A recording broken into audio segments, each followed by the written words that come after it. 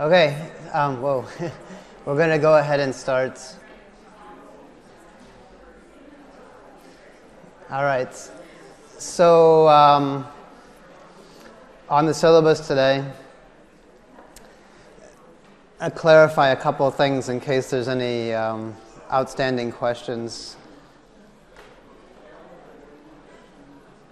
Seems like the microphone is really loud.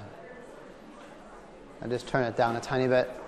Okay, so we're going to do we're going to pick up lecture today where we left off on Tuesday, which is a discussion of Adolf Eichmann, and then move immediately into the case of a man named Karl Hocker. And after that, the idea is to look kind of simultaneously as to two different perspectives as to what was happening in Auschwitz in 1944. So from the perspective of what the Nazis were doing and the perspective of a single eyewitness, a man by the name of Primo Levi. And then today I'll end by returning to Hannah Arendt, who we've already encountered a number of times throughout the class, and I'll return to her observations on totalitarianism in the last few minutes of class today. I'll remind you that you have a response paper uploaded tonight to turn it in. It does shut off at 11:59, so it's a good idea that before 11:59 you try to upload it. Shouldn't be a problem. And looking forward, I just want to kind of flag a couple of things. The first book that we'll read in class is a book that probably many of you have actually read already, but I think rereading it in the context of this class, hopefully you're going to see some very different things and perhaps be attuned to a number of different things, and that's Elie Wiesel's Night. So that's due on Tuesday. So this weekend you should read it. It's a small, extremely compact volume, but it opens up a very large world. And given now what you'll have learned, already know about the sort of Nazi system of power and terror, I think that reading an eyewitness report perhaps will be a little bit different than your maybe first encounter with this book, perhaps in high school. At the same time, I'd like you to listen, and the testimony of Ruth Firestone is somewhat long. I mean, it's about 2 hours in length. You can listen to it, at your leisure. You just click the link there and you'll hear her talking. And this is part of the Shoah Foundation's Visual History Archive. This was an archive established by Steven Spielberg after the success of Schindler's List. And we'll be watching and talking about Schindler's List in week 6. And so the Shoah Foundation is a testimony database of survivors talking about their experiences. And what I really wanted you to do in listening to Ruth Firestone's experience, which also will take us to an eyewitness who survived Auschwitz, is to have a comparative dimension between the three survivors, Primo Levi, Elie Wiesel, and Ruth Firestone, and all offering different aspects of what it meant to be an eyewitness to these events, and also to have survived them. One of the things that I should also forward your attention to is that the last week of class we'll have an opportunity to meet a number of Holocaust survivors in our class, in section in particular. And there are three, I mentioned them before, Erika Jacobi, who also had survived Auschwitz, Henry Oster, a German Jewish survivor, and Zenon Newmark, a Polish survivor. The books that you'll read on those testimonies are not due until week 9. However, you can start reading them at any time, and it might be a good idea to read them, when you have extra free time, which might be now. Let's see. Going forward after that, just to kind of give you a sense, we'll spend 2 days on poetry, and so the amount of reading will be dramatically less because poems are very short. And yet, at the same time, I think they're going to require a lot of thoughtfulness because in their shortness, they also tend to be extremely hard to unpack. And so I'll talk about poetry for a couple of days, and then we'll look at questions around resistance and righteousness in week 5. And so possibilities that existed for fighting back, resisting, and also opportunities that people created for resistance. So that's where we're going. Just in terms of other things, weeks 6 and 7 are both on films, and so we'll really spend a lot of time, 4 class sessions on film, Schindler's List, and Shoah, and that's in week 6 and 7. So let me just say that's where we are. Are there any questions about things that you want to ask in front of the entire class right now? Okay. You can ask me afterwards if you don't want to ask in front of the entire class. That's fine. All right, so I'm going to go to my PowerPoint then. All right. So this is where we left off. So I was talking a bit about the case of Eichmann at the end of class last time, and had mentioned that a couple of things were striking to Hannah Arendt when she observed him on trial in Jerusalem in 1961. And one of the things that was so striking to her was his ordinariness. It's what she calls his banality. That he was almost, she had expected, given the media representation of him, for him to be this crazed, sadistic figure, right? She'd expected in some ways him to have been this, consummate Nazi thug. But it turned out he was extraordinarily rational. And it also turned out that he was, well-behaved, that he would sit there and listen to the questions as they were translated, that he would respond to the questions.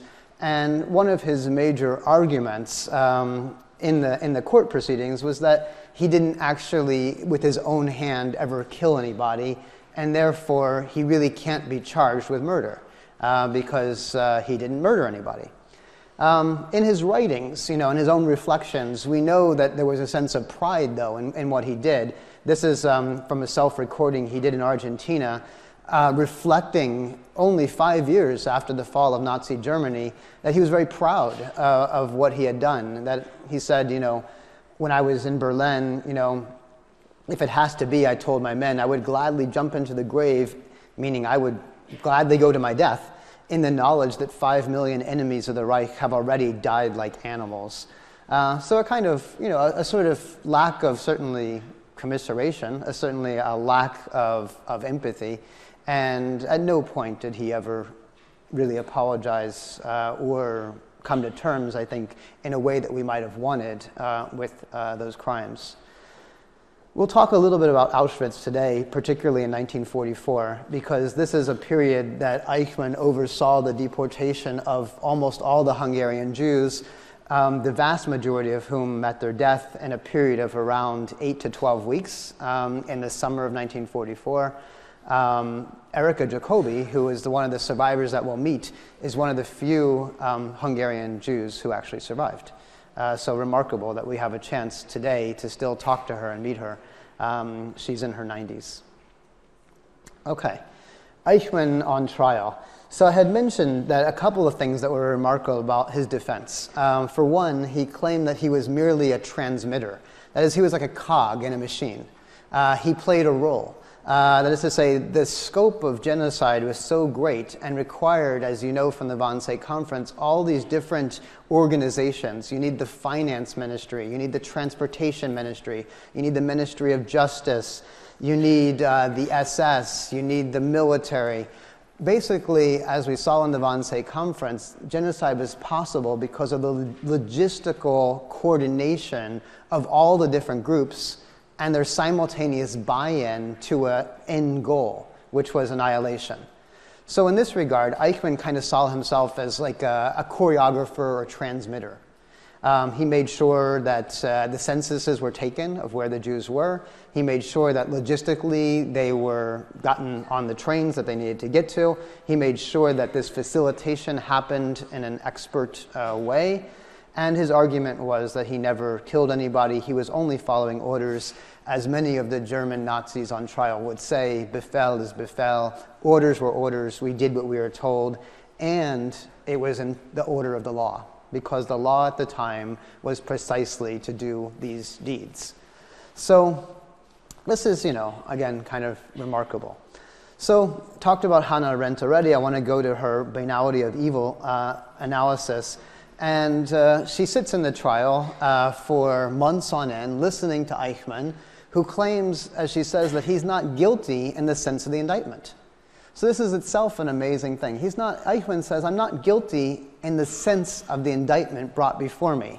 That is to say, you're charging me of the crimes of genocide, and those may very well be the very articles that we read, or ones similar, crimes against humanity, complicity to commit genocide, to facilitate genocide. But Eichmann says he's not guilty in the sense of the indictment. He's perhaps only guilty before God, but not before the law. And that's itself an interesting statement for him to say. He feels guilty before God because maybe God is his only judgment, but not before human beings, before these men who are trying him, and certainly not guilty before the law. Why? Why does he not feel guilty before the law? Well, again, it goes back to his understanding of legality. A totalitarian regime can invent its own legality. It invents its own laws. And so if you're operating within the legal system that you've created in this terror regime, there's no way that you can say that you're guilty. And so he's being tried on laws that simply don't apply to him, is what he's going to argue, or what he did argue. He also claims that even if you want to try me on murder, it doesn't make any sense because I never killed anybody. I never rose my hand to kill another human being. I was a law. He'll even say in the testimony, he was a law-abiding citizen. So his charge is that he's guilty of aiding and abetting the annihilation of Jews. Again, we already talked about his normality, but perhaps even more surprising that she points out that he makes a claim that he doesn't even harbor a hatred towards Jews. He claims in the trials that he didn't hate the Jews. He even points out that he had some Jewish relatives, amazingly, these are distant relatives, that he saved, that he helped to get them out of Germany in the 1930s. Again, one begins to wonder, how does one try such a person? It's almost like you almost want him to have that hatred. You almost want to have him, confess, and yet he defies these things. With regard to the Wannsee Conference, and this is one of the last reflections that Arendt shares with us, he talks about his role in that conference. He was the lowest ranking SS officer there. He was there with what he called the popes of the Third Reich, these big name people, the ones who are carrying out all the exterminations, the Einsatzkommando, Lange, the guy who was second in command of the Gestapo, Reinhard Heydrich, who was in charge of the entire process. And he says that he sensed a kind of Pontius Pilate feeling, for I was free of all guilt. Amazing. He sensed that he was free of all guilt. How could he be free of all guilt? What would that mean? What do you think? He declares, I'm free of all guilt. Well, I think he said this after they got to the conference and they kind of realized that all these people in the whole existing bureaucracy was going to comply with the final solution, and that now that he didn't feel any personal responsibility, now that it was the action of the whole collective. It was the collective, yeah. And so it raises this huge question. How do you try a collective? How do you put a collective on trial? Yeah, who is Pontius Pilate? Has anyone heard of him? Pontius Pilate was the Christian Bible, the one who said that Jesus was to be tried by the commons. They had to decide. So he said, I'll wash my hands of you. I'll let the commons decide what to do with you. Right. So this is in the crucifixion of Jesus. So basically, ostensibly, Pontius Pilate is responsible for the crucifixion of Jesus. And he asks, very famously, what is this man, Jesus, guilty of? The crowd doesn't give him any answer. And he says, well, I'm innocent of this man's blood. I'm innocent of killing Jesus. It's your responsibility. Meaning you, the crowd, you're responsible. I am not responsible. It's an abdication of responsibility, or perhaps a shunting of responsibility away from an individual to a collective. And what Eichmann is doing is saying that's a model for how he's not guilty. He's not guilty as an individual. He didn't do it. The collective, the crowd did it. All these people at the Wannsee Conference, the 900,000 SS officers who ran the camps, they're the guilty ones as a whole, but not an individual. Does that make sense?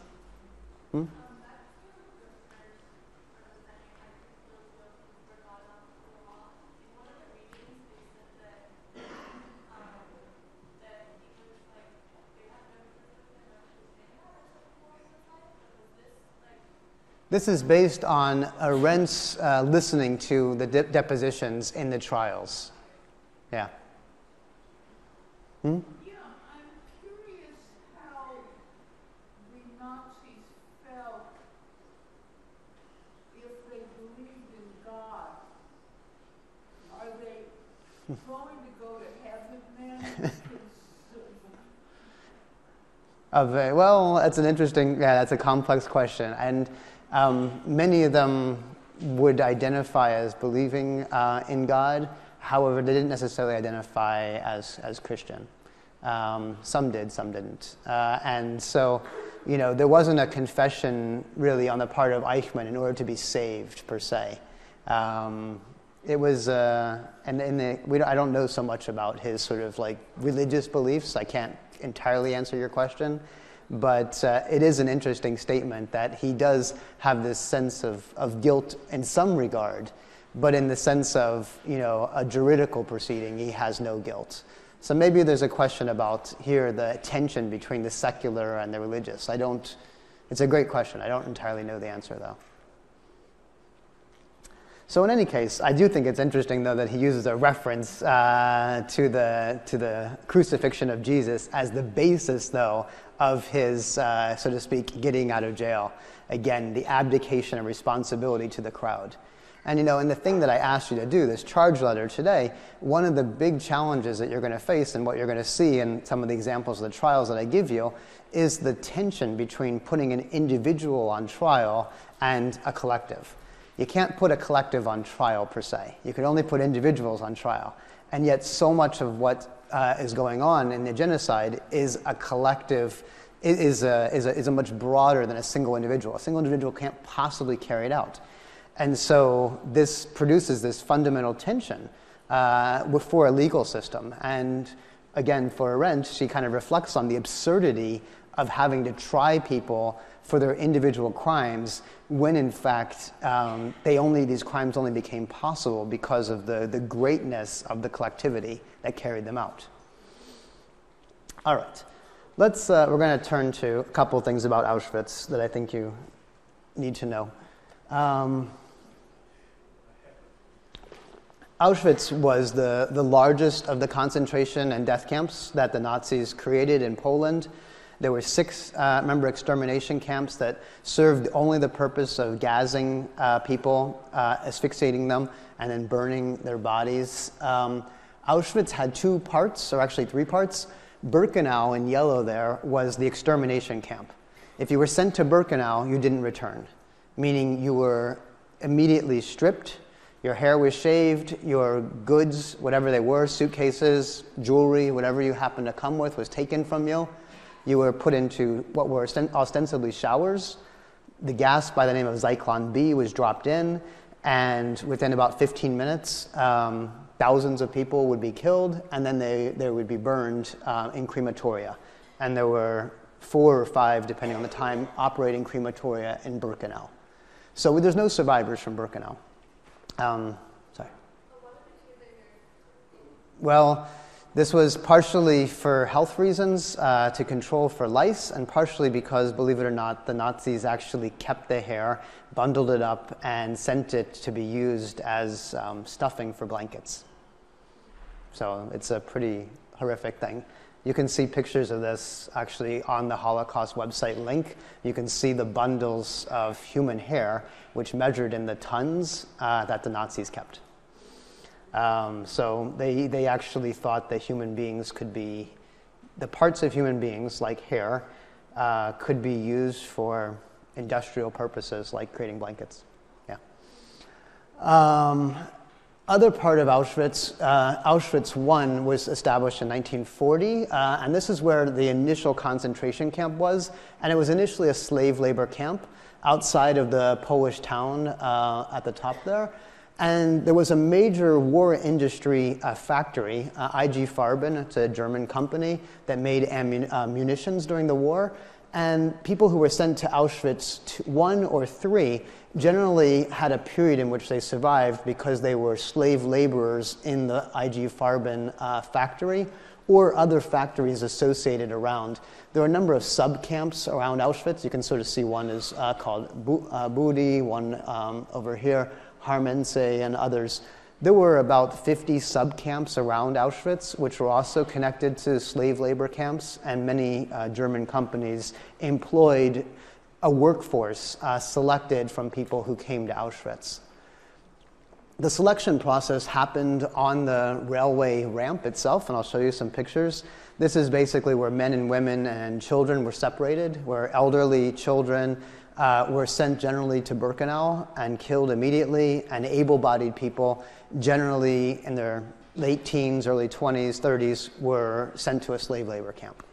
The numbers are pretty staggering. You're talking about nearly 1 million Jews killed, close to 74,000 Poles, many of whom were communist or political dissidents, 21,000 Roma, which referred to Romani gypsies, and 15,000 or so prisoners of war from the Soviet POWs.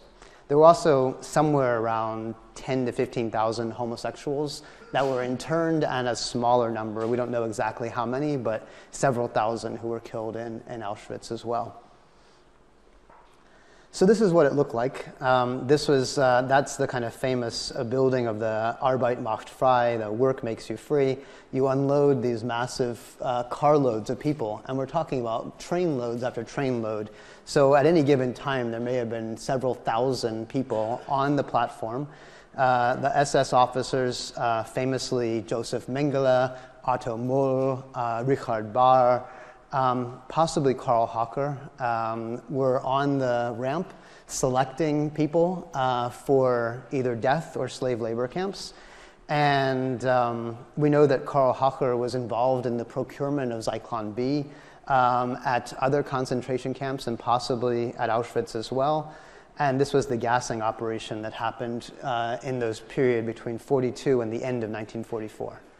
The camp itself was liberated by the Soviets in late January of 1945, and that's also a time that Primo Levi was one of the people that was liberated at that time. Just to give you a sense, I didn't reproduce actually the pictures of the hair because they're so, I think it's so unimaginable. But if you go to Auschwitz, and you can go there today, and I've been, it's outside of Krakow in Poland, and one of the things you'll see are the amount of human, kind of the human pieces that are left of the people who were killed. So this is a picture of thousands and thousands of glasses, spectacles, that were just collected there. Again, you know, even if you think that it maybe every 1 out of 10, 20 people wore glasses, these are a collection of thousands and thousands of glasses. There's a room at Auschwitz today that is full of human hair, and it's obviously extraordinarily disturbing. So the prisoners were selected for slave labor or gassed. Mengele and others worked on the railway platform, and the belongings were further sorted in a part of the camp called Canada, which is where anyone who brought anything, that stuff was sorted.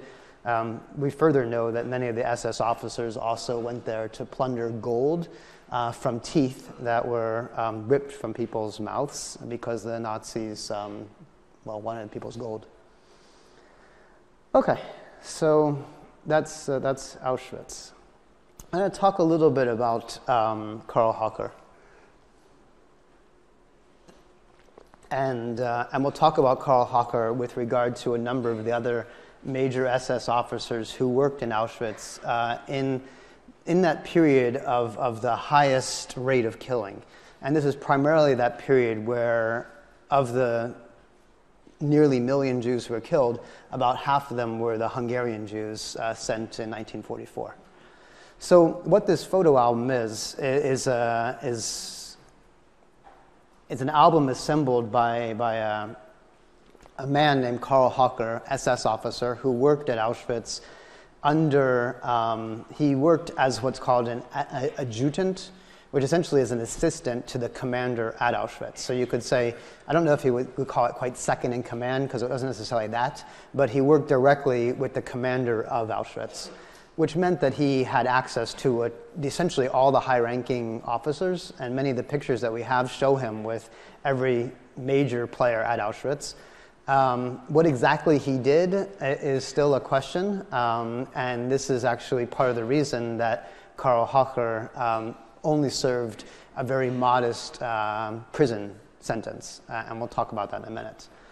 In any case, he worked at Auschwitz at a time where they were killing about 10,000 people a day, and these deportations were overseen by Eichmann. Eichmann was not present. Eichmann was stationed outside in Germany, but oversaw the coordination. And the major people that were working then was a guy named Richard Bahr, Rudolf Hess, Joseph Mengele, and Otto Müller. Actually, that's wrong. It's actually Otto Moll. I'm sorry about that. I'll fix that. There were a total of 146 pictures in this album, and many of them are, pictures that look kind of like this. They're just, that's him. He's as SS Obersturmführer, and this is July 21st, 1944. So, it's a photo of him. He's obviously there. You can see the insignia on the side of his lapel there, the SS. You can see it in terms of his own annotation of who he is. And what's interesting, really, to me, is that this is an album not primarily of the violence that was committed. It's an album primarily of a retreat town where the SS officers went to take a break from the killing. So the town that they went to is called Solahütte, and this is a resort town that's about 15 miles from Auschwitz. It's very close by, but it's also kind of in the mountains, and it's a cabin and sort of secluded. And what we know is that many of the officers went there on days off or on days that they weren't committing mass murder. So what do the pictures show? I mean, some of them are just very everyday scenes of officers in front of, the cabin. There's pictures of them outside. They're socializing. Sometimes on the right there, and we'll look at this one a little more carefully in a moment, sometimes they're singing. Sometimes they're eating. Sometimes they're relaxing. What's extraordinary, again, is to keep in mind the simultaneity of these pictures and the mass murder that's happening in Auschwitz. So these are perhaps the men who were at the height of carrying out the genocide. So the new commander of Auschwitz, Richard Bahr, is this guy. In the middle is Joseph Mengele, and on the right is Rudolf Hess. And so, like I said, Hocher, the guy who made the photo album, worked under this one, under the guy who was in charge, which is Richard Bahr. Mengele worked on the ramp, selecting people. He was also very much known, you've probably heard of him before, because he did medical experiments on people. He selected, in particular, twins and sometimes gypsy children and others for really heinous medical experiments. And those happened on premise at Auschwitz under his direction. This is Rudolf Hess, a quote from him. In his memoir, he was captured, in fact, after the war. He was tried in Poland. In 1947, he was executed. But between 1946 and 47, he wrote memoirs that are translated into English as the memoirs of Rudolf Hess. I think it's called Death Dealer. And what he writes is kind of reflecting on the ease in which they carried out what they did. He says, technically, it wasn't so hard. It would have been hard to exterminate. It would not have been hard to exterminate even greater numbers. The killing itself took the least time. You could dispose of 2,000 head in half an hour, but it was the burning that took all the time. The killing was easy. You didn't even need guards to drive them into the chambers. They just went in expecting to take showers, and instead of water, we turned on poison gas. The whole thing went very quickly. This is his autobiography, written in 46, 47. And again, that's him on the far right. So he's in many of these pictures. He's almost always, it's interesting to kind of look at these pictures because Rudolf Hess, who wrote this and who carried out this process, he's almost always leaning in the pictures. There's a sense of, he never stands straight up. He's always kind of leaning on something or has his hand on his pocket. He's always smiling. There's a sense, it's hard to know how to read these pictures. It's actually something that's always disturbed me greatly. But there's a sense of almost his kind of pride in everydayness and almost relaxed demeanor with regard to the time he spent in this resort town. This is Carl Hocker's dog, who also features in there. It's his favorite dog. So what do they do in this little resort town? Well, among other things, they lay down. They're tired. Sometimes the children, Carl Hocker had kids. In fact, sometimes this was an opportunity for the officers who had children to reunite with them briefly. So here you can see a little boy and probably the mom. I don't know exactly who this is. I think this is Carl Hocker here in the middle. They have blankets on. Perhaps it's cold. They're laying on the deck of this resort town. This is, again, the summer of 1944. They sleep. This is Carl Hocker. These may be wives of some of the officers who were visiting. We also know that there were a number of what's called female SS auxiliary officers who were mainly in charge of communication. So they worked under Eichmann's office, who also would join the men at this resort town. And this is one of the pictures of those SS female auxiliaries. These are all communication specialists. So they weren't stationed in the camps themselves, but were mainly in charge of communication, primarily railway communication. And so it's probably raining. There's an accordion. They're happy. They're singing. They're celebrating. I find this sequence really interesting in this album. It says in German, there are blueberries here. Kind of like, hey, there's blueberries here.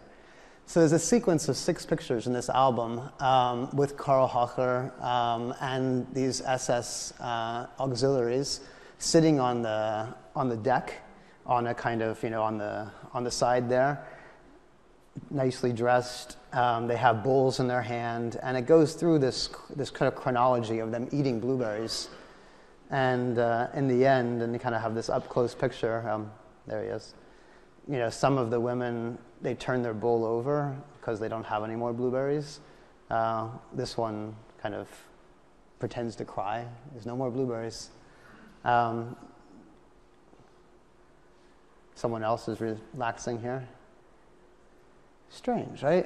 It's not just disturbing, but one tries to understand the simultaneity of sitting on a resort town 15 kilometers from Auschwitz while 15,000 people are being killed every day, and you're relaxing and eating blueberries and laying down and taking pictures of this and putting it together in an album that documents your time at Auschwitz, right? How do you, it doesn't quite mesh. I'll show you the last one. This one I find in some ways to be even more, maybe perhaps as disturbing as the blueberry one, but it certainly implicates Carl Hocker, who's right there in the front row. So that's him. Oh, you don't actually see a thing, actually, do you? Well, Carl Hocker's in the front row. He's right there.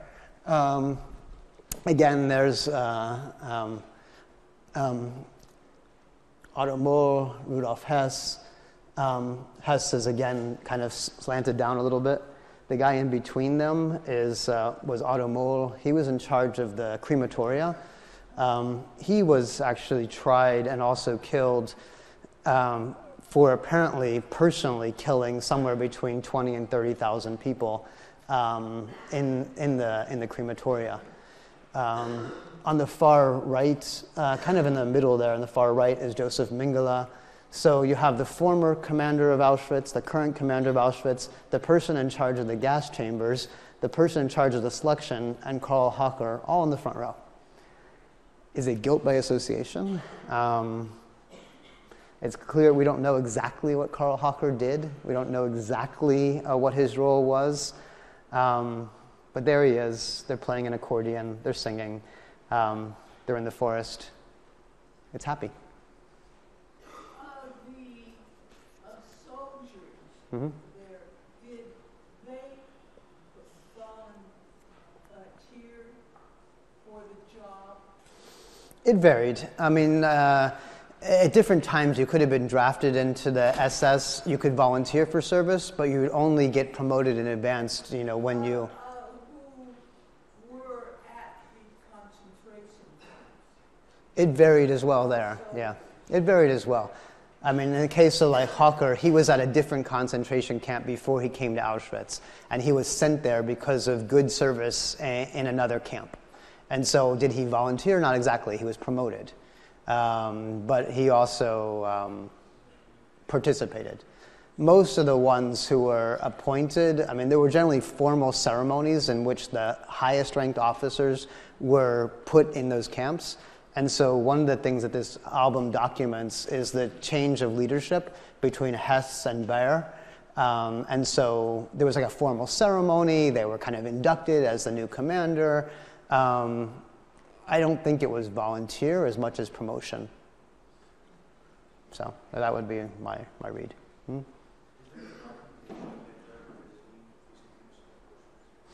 Not much. No, not that I know of. I mean, Himmler visited often the officers, but yeah, we have very little documentation of Hitler visiting like the actual extermination camp. Yeah.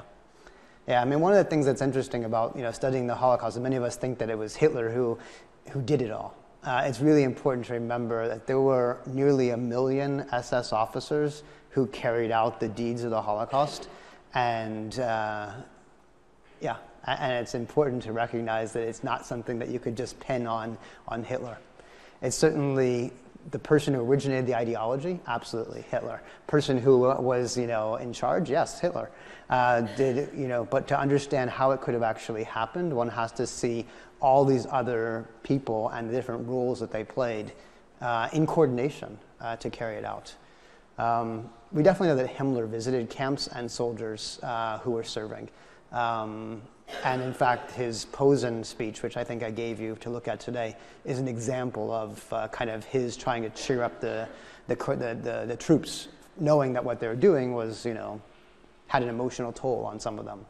So, perhaps one of the reasons why they had this vacation place was precisely as take a break, relax, eat blueberries. Did they later use these pictures to charge the law? Yes and no. I mean, the thing is, most of these pictures in this album are not taken at Auschwitz itself. They're taken outside at a resort town. And so in many ways, you have this issue of circumstantial evidence, right? I mean, this is something I want you to also think about for your own charge, which is also why so many of the Nazis who were ever charged for anything never got charged for anything. And I'll actually kind of move to this in a second. I mean, for example, Karl Hocker died in 2000.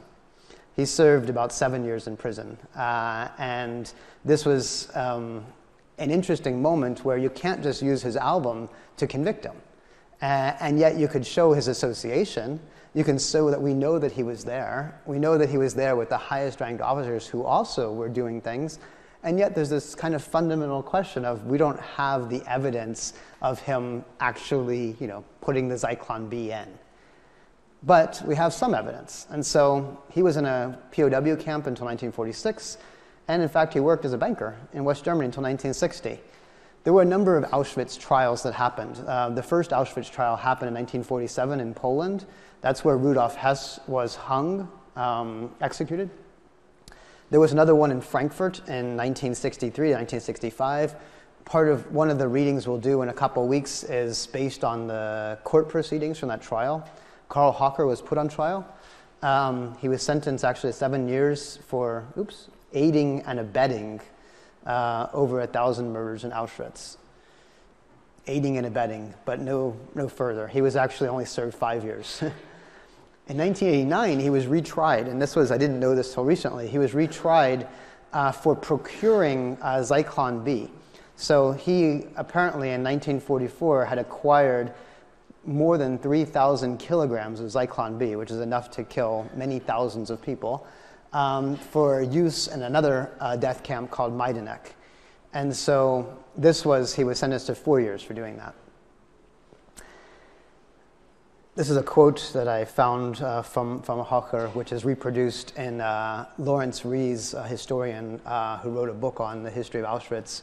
He wrote that, this is Hocker saying, "I only learned about the events at Birkenau in the course of time. When I was there, I had nothing to do with that. I had no ability to influence these events in any way. Neither did I want them nor carry them out. I didn't hurt anybody, and neither did anyone die at Auschwitz because of me." So again, this kind of a similar sort of defense as Eichmann. I didn't personally carry it out. I didn't hurt anybody. I only learned about this after the fact. Things were running in a way that I couldn't have influenced or stopped. And yet, there we know that he was there. Wasn't there a smell of burning bodies? Yeah. This is also, we'll talk about this when we talk about bystanders in a couple of weeks. I mean, one of the things you can sort of see from this picture here is the tremendous amount of smoke that came from many things, not only trains, but also crematoria, which were running day and night. And the fact of the matter is that Auschwitz was near a small German town, of which many people in that town also had knowledge of what was happening precisely through smells, sounds, and just the sheer amount of train traffic that came through there. So again, it raises a fundamental question as to yes, there's evidence, horrible evidence, and yet what's the duty of a bystander, to do anything? I mean, they probably would get killed themselves if they were to have said something. In any case, some of the photographic evidence, and unfortunately, in some ways, and I don't know if this is strategic or not, the SS officers who did photos from the ramp at Auschwitz almost always photographed the officers from the back. And so one of the things that you'll see, like here and here, is that it's very difficult to identify who these people were. So there's suggestions that Karl Hocker is actually that person there. And this is really interesting. This was brought, we have some people working in sort of what's called digital photometry, where they try to figure out exactly where people were standing and what we know of, like who was at the camp at given times, based on like insignias that they can look at and sort of the spatial relationship between the people there, in order to pinpoint who might have been right there on the ramp when people were being selected. But again, because we don't have a face, the evidence is still somewhat circumstantial. In any case, I think it's probably strategic that most of the photographs that were taken here show many victim faces. They show very few perpetrator faces. And here's just a summary of sort of what you have. We have nearly 6,500 SS officers who worked in Auschwitz. A very small fraction, just barely 10% ever received any sentence for their crimes, and even fewer served time in prison. I will say that the highest ranked officers were killed. Hirsch was executed in 1947. Richard Bahr was on trial, and he died in the early 1960s while in detention. Hocker himself served less than 10 years in prison. Otto Mohl, who was in charge of the crematoria, was also killed by the Allies in 1947. And so some of the officers, the highest ranked ones, were brought to justice, but many others, especially the kind of mid-level, and I'd say Karl Hocker was probably at that mid to high level, were never really convicted of crimes because it wasn't really possible to prove what they precisely did. So, questions or thoughts or anything else you want to raise? Just real quick reflection about the blueberries. I suppose this is, I don't actually have a way to understand this other than to say that there's an amazing, if you took this photograph out of context and you just, you would just say, hey, it's culture. It's human beings, well-dressed, sitting around. You wouldn't necessarily even think they were military officers, but they have bowls, they have spoons, I think they have spoons. Looks like they have a spoon. and they're eating blueberries. And it's just such an everyday part of our humanity, our culture, just how we interact with each other. It's obviously a social setting. They're relaxed, they're happy, they're well-dressed, they're well-fed, they eat, they sing. And it's maybe the closeness here, maybe the thing that's so haunting to me is the closeness here of culture and violence, right? I mean, it's like a thin little film that separates the two. It's that one could participate in all those effects of singing, of relaxing, of having children, of, sitting here, with this like beautiful little boy, right? Completely innocent, right? He didn't do anything. There he is.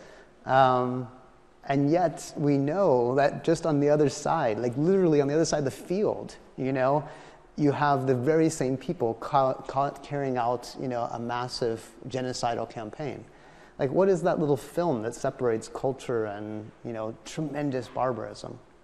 I think they were just very much in denial. Like, they put up a barrier between the reality of what they were doing and how they dealt with it, so that they didn't have to feel bad about it, or they were just so brainwashed and they were under the impression these people weren't really people, or they let themselves believe that. Not that it makes it okay to even treat animals the way they treat humans. Right.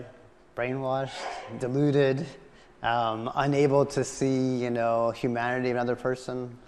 Yeah, I don't know. Again, I go back to potentiality of human beings writ large. I mean, the violence that we see here is not the only time that such violence has happened, and especially to connect such violence to celebration. That happens often. Do we know, where the wives and children of SS officers live? Do we have counts? Some lived nearby. Some were stationed. I mean, in very rare cases did they actually live SS officers had housing on the camps themselves, but very rarely did the families live with them. Sometimes they would visit, and sometimes places like this were opportunities for families to come back together, but mostly they were at home. They were in Germany. And so there was a lot of letters that went back and forth between the officers who were serving and their families who were back home. And in some of those letters, you have some of those things have also been brought to court proceedings, because you have the beginnings of some confessions that were made. But generally, things are described very broadly of, working very hard, it's very difficult, but nothing, more precise. But, yeah, they weren't, generally the families, with exceptional exceptional rarity, would actually have been privy to any of this. Yeah, this is the closest they would have come, perhaps, in a kind of resort town. Okay. So I'm going to turn to Primo Levi as a kind of turn to someone who was also there, but not obviously in the resort town, but in Auschwitz. And this will be the first person that we talk about in terms of testimony. And then when we turn to Elie Wiesel and Renee Firestone next week, this will be continuous with that. So the book, sometimes I've taught the whole book, sometimes I just give you an excerpt, and this year I decided just an excerpt. The book is called Survival in Auschwitz, and it's about an Italian Jew who at the age of 24 was captured by the Nazis. This is in December of 1943, taken to Auschwitz via a kind of circuitous route, and is able to survive because he's put in that Auschwitz III, which is the Buna slave labor camp. And so he's chosen in some ways because he's 24, he's able to work, he's relatively healthy. He was trained as a chemist. He was a kind of a rationalist, a secular Jew. And he wrote the testimony shortly after his liberation about the history of his being arrested all the way up to the process of demoralization and dehumanization that happened until his kind of what he calls his return to humanity. The Italian is actually translated literally of if this is a man or this is a human being, and it's a response to the dehumanization process that happened in the slave labor camp of Auschwitz. So the word testimony, something that we'll come back to in the next couple of weeks, is, literally to give testimony is to attest to something. It's to offer it up as proof. It's to testify, right? And it's also to present oneself as a witness, meaning someone who knows something. So witness comes from the verb to know. To be a witness is to be someone who knows something. To be a survivor, and this is interesting, is someone who goes through something. And so your knowledge as a survivor is experiential. So Primo Levi is a survivor who is also a witness, meaning he went through something that was experienced on the body, that was experienced psychically, that he was present for, and he had knowledge of it, and in presenting this knowledge as testimony, he's meant to convey that to other people. So that's the kind of the logic that we're talking about. I mean, to survive means literally to stand beyond, to be beyond death, to stand beyond something, to survive. Yeah, so survive, beyond life. What did he survive? Well, the order of terror of the camp, like sort of the structure in which this happened, and we've seen this to a certain extent, but I wanted to summarize it on a single slide for you, to understand the social structure, of the Lager. So Lager is just a term that means camp, and it's a German word for camp. Sometimes it's called KZ, which just means concentration camp. But what's important for Primo Levi is to help his readers understand the radical difference between the structure of a concentration camp and its aim, and that of what we might call civil society, like a democracy, or our society, which by definition aims to preserve life. Everything that we have, in our democracies, well, everything, but I mean our institutions, our hospitals, our schools, our social welfare programs, all these things are aimed to preserve life and human dignity. And then you have something like a concentration camp, which by definition is meant to strip dignity away. Its only purpose is to strip a life of its meaning and human life of its dignity. How does this happen? Well, he explains in his book, this happens through that process of being rounded up, of being deported, of being sent on a cattle car, of being disoriented, not even knowing where you are, where your family is, of not knowing what the future is, your unknown destiny, of the violence, the filth, the fact that as soon as they arrive, they're stripped of their individuality, shaved, given camp clothes, given a tattoo, a number on their wrists, have their material possessions stripped of them, reduced in many ways to the most base of instincts, meaning just survival instincts. If you're able to survive, I say if you're not killed right away, then you're subject to things like roll call, living in barracks, slave labor. Potentially, as soon as you can't work anymore, you're killed because you only are a body that essentially's purpose is to work.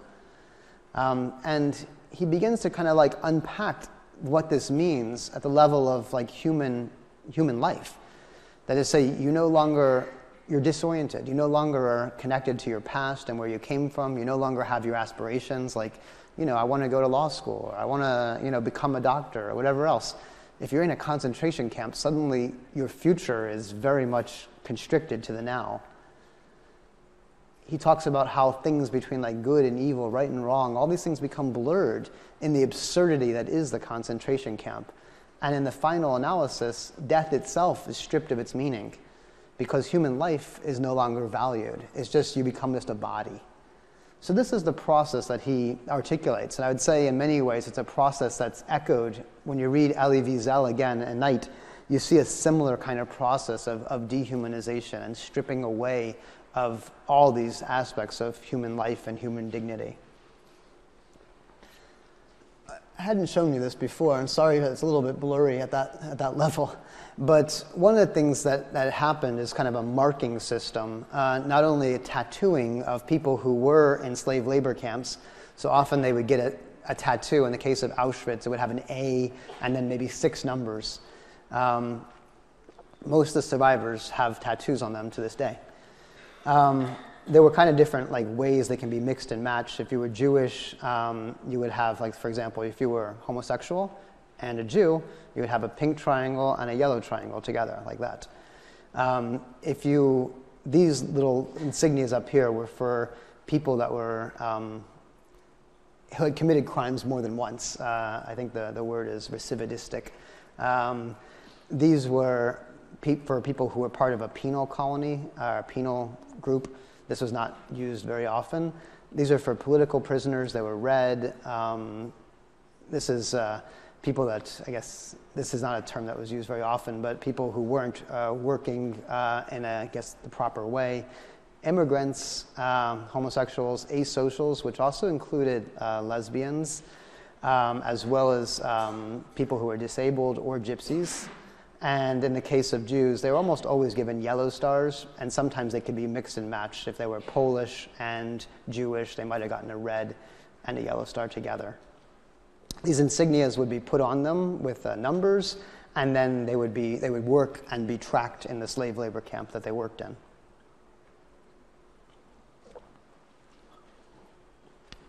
So Primo Levi talks about being turned into prisoner number 174517.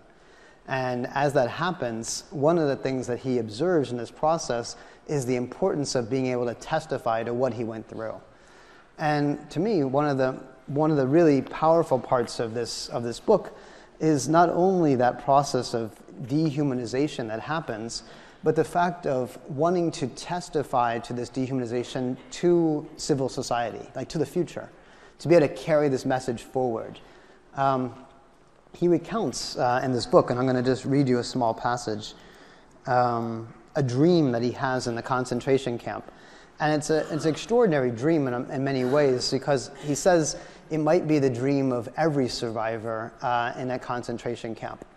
And it's a dream that happened as a nightmare in the camp. And he imagines, there's a train that's about to arrive, and that, something is going to happen. He doesn't exactly understand what it is. But what's interesting about this dream is that then suddenly he's reunited in the dream with his family, and it's his sister. So he says, after the train arrives, my sister was here, and some unidentifiable friend, and it's this very story that I'm telling.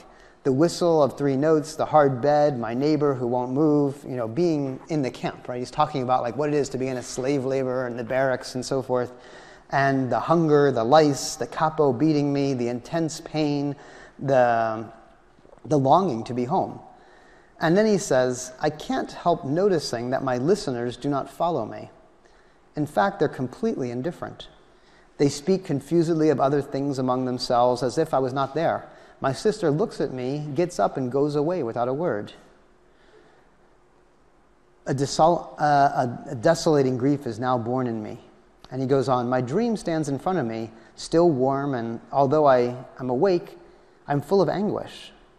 And then I remember that it's not a haphazard dream. He's had it many times. I've had it many times.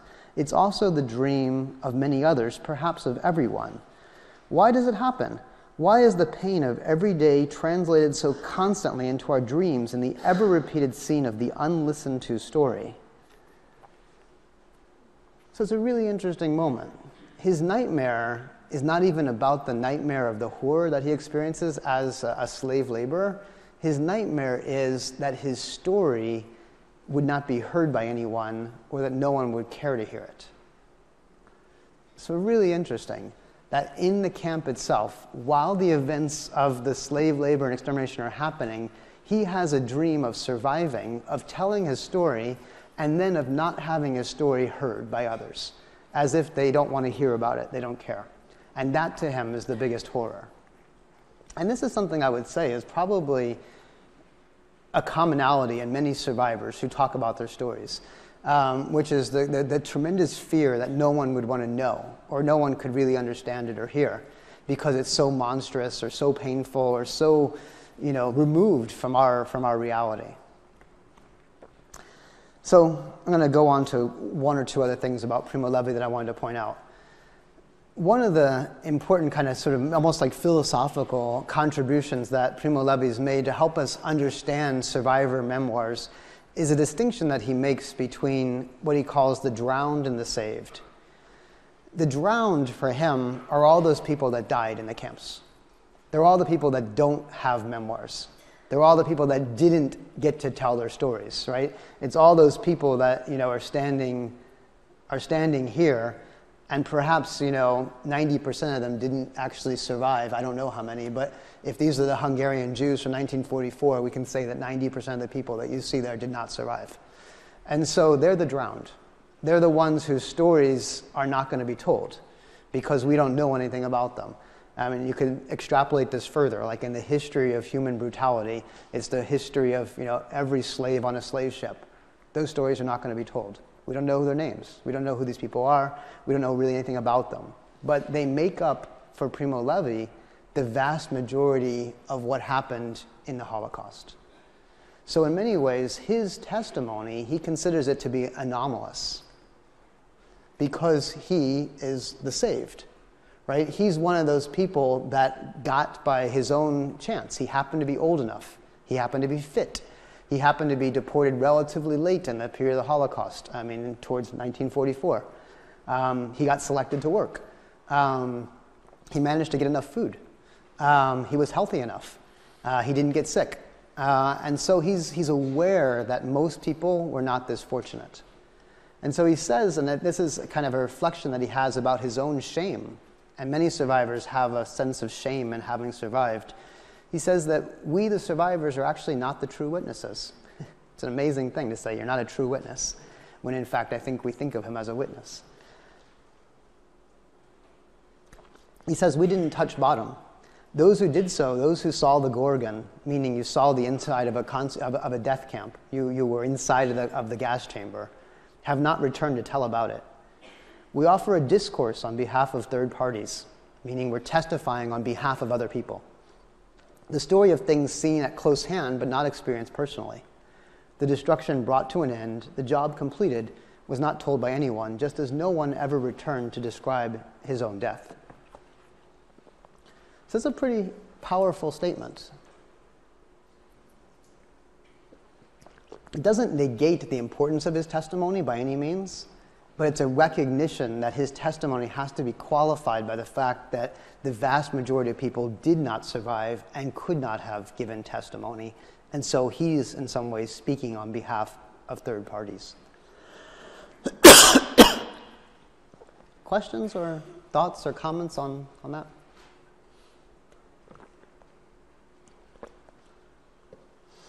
So I'm going to have one more Primo Levi slide, and then I want to end with Hannah Arendt. He refers, and then this is also in the figure of the drowned, to these people that he calls Musulman or Musulmaner. Sometimes in the book he calls them living dead, and the section that I gave you on the drowned and the saved, he talks about that breakdown of people from being a human being, full of life and vitality and strength and hope, and that process of beating them down, of dehumanizing them, of turning them into slave laborers, until they become what he calls essentially the living dead. People who have become so emaciated, physically, mentally, deprived, on the brink of death, they're the ones destined to be selected not to be able to work anymore. And so he sees the entire image of the Holocaust in this image of people becoming turned into Musulmaner, these living dead. What this term means is actually is not exactly sure. In German, you could call it a Muschelmann, which means like a shell person, a shell man. Sometimes there's a connection to thinking that maybe it's reference to a Muslim belief that one submits unconditionally to one's fate, meaning, in this case, the fate of dying. He calls them the drowned. The Nazis had a word for them as well. They called them Figuren, like little figures or puppets. Sometimes they referred to them as pieces, as Stücke. They're people that are no longer in some ways people because they've been completely beaten down. And he says these are the people that form the backbone of the camp, the drowned, because not even their death is death, meaning they don't get to die in the way in which we normally valorize death, like to get a funeral, to have people around you, say words about who you were. You're just anonymous. So it's a very remarkable and I think difficult idea to get our heads around, but in many ways, almost like to think about those pictures and the blueberries simultaneous with this experience. I think you begin to see, a constellation, almost like the perspective of what we could imagine, each group was experiencing. So last thing I want to mention for today, and we'll just be done in like 5 minutes. I want to go back just briefly to Hannah Arendt, because I think she's so perceptive in understanding totalitarianism and the terror associated with it. And I had mentioned this book as the first time that anyone really tried to understand the genesis of where did totalitarianism come from. That is, it's a next stage in fascism, so it's beyond fascism. So I talked a lot about the origins of fascism, but I said it only turns to totalitarianism when you have extraordinary state-sponsored terror. And this, to her, is, I think, a key part of it, in which you have a society in which a group of human beings have been designated as superfluous, as dispensable, as they can be exterminated at will because they don't count as part of that society. So for her, the goal of totalitarianism is to see that the victim never existed at all. It's a kind of a wiping out of a group of people.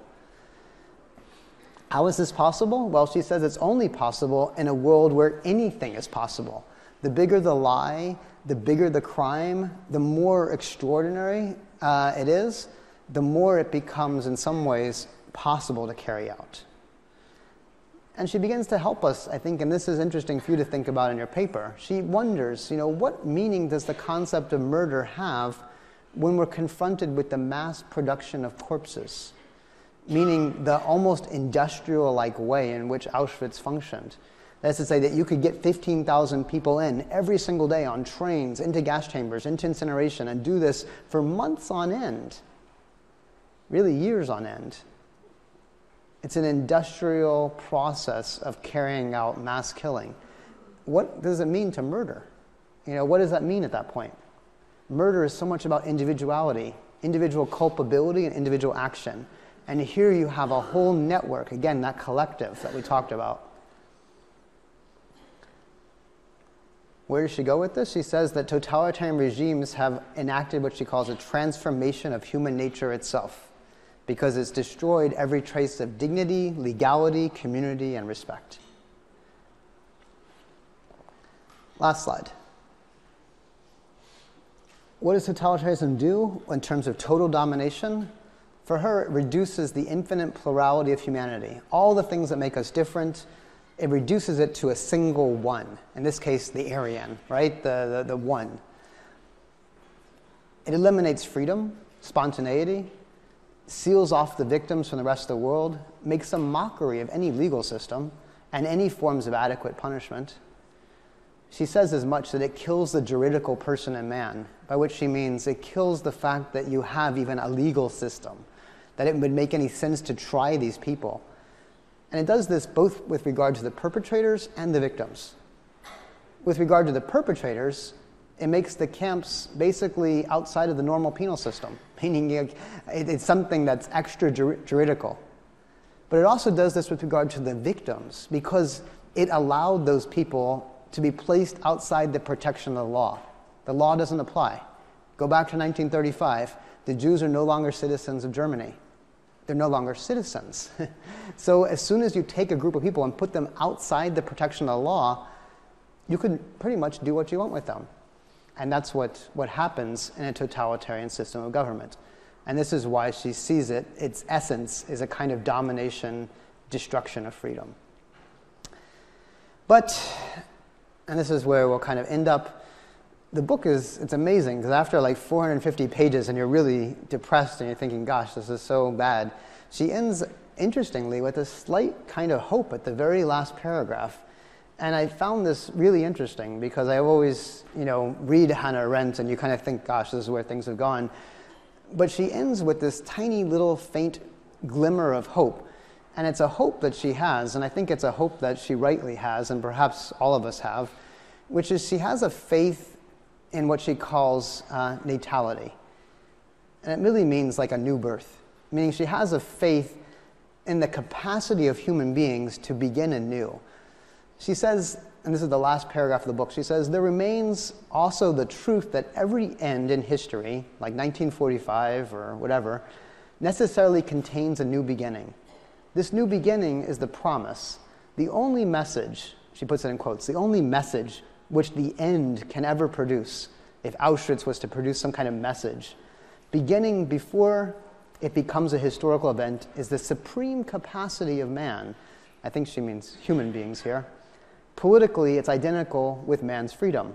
This beginning is guaranteed by each new birth. It is indeed every man. So she doesn't think human nature is by definition absolutely drawn towards totalitarianism. She doesn't think that that has to be the end. She thinks that there's a capacity for someone to rise up and resist. She thinks there's a possibility for someone new to come that doesn't have to be a Hitler, but perhaps can be a figure of righteousness, a figure of redemption, perhaps even a figure who can confront history in an honest way. But she does say that this new beginning is a possibility, and it has to come after the end. And in this regard, I would say it has to come after 1945. And in some ways, the survivor testimonies are examples of new beginnings. There are people who went through something and then could testify to what they went through, and that you and I, as witnesses now, kind of like, in many generations separate, that we're the ones who can steward these stories forward. And in that regard, there's a kind of ethical, I'd say, obligation that all of us have to both listen and to connect the dots. So, with that, we'll end.